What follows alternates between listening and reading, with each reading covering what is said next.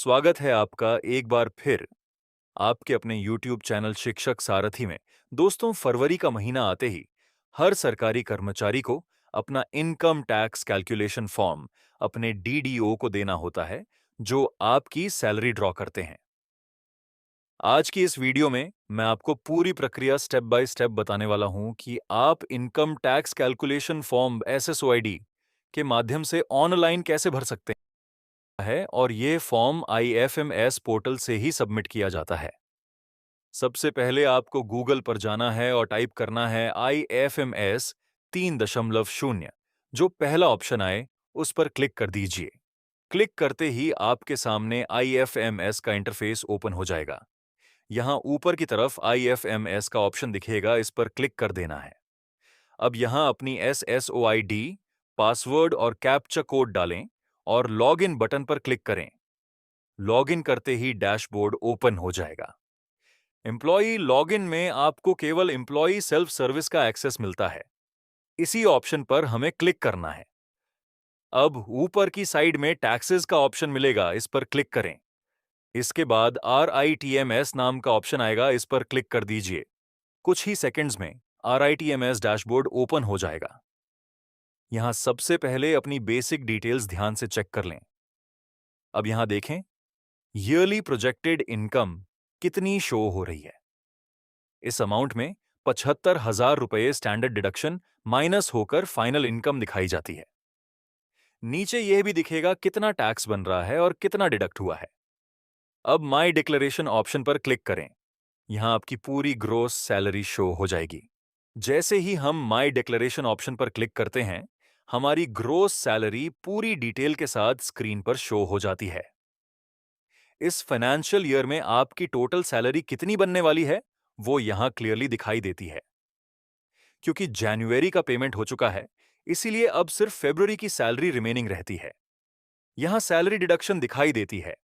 जैसे एग्जाम्पल में 75,000 रुपए डिडक्शन शो हो रही है। नीचे डिक्लेरेशन का ऑप्शन मिलता है, जिस पर क्लिक करना होता है। डिक्लेरेशन पर क्लिक करने के बाद दो ऑप्शंस दिखाई देते हैं, न्यू रिजीम और ओल्ड रिजीम। अगर आप न्यू टैक्स रिजीम चूज करते हैं और आपकी कोई अदर इनकम है, तो उसकी डिटेल्स यहां फिल करनी होती हैं।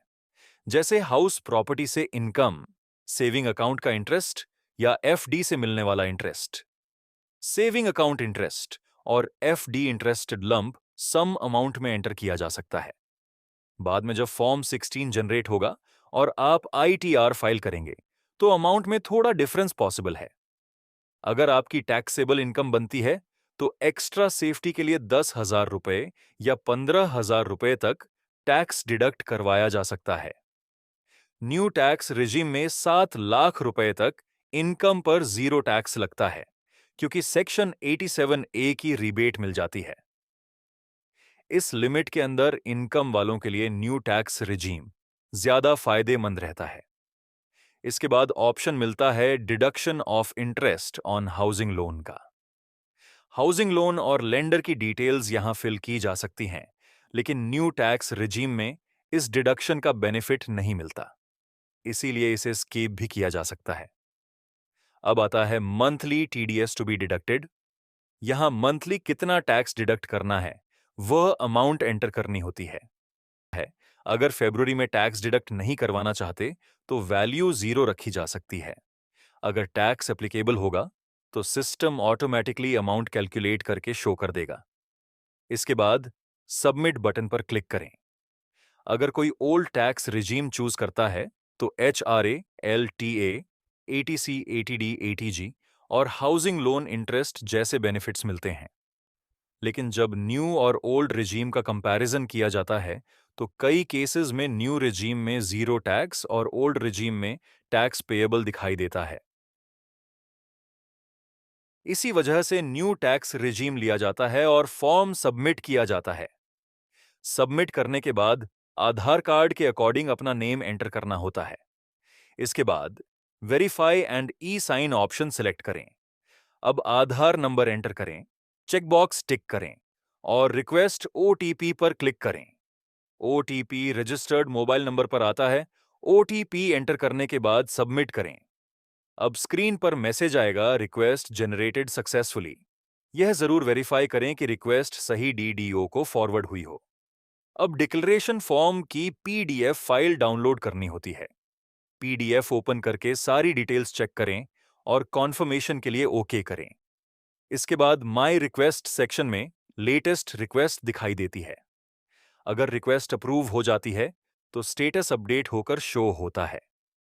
अगर गलती हो जाए तो एडिट ऑप्शन से रिक्वेस्ट डिलीट करके नई रिक्वेस्ट जनरेट की जा सकती है। इस तरह से एसएसओ के माध्यम से income tax declaration form online complete किया जाता है। एजुकेशन से जुड़ी हर जानकारी के लिए शिक्षक सारथी को सब्सक्राइब और लाइक कीजिए।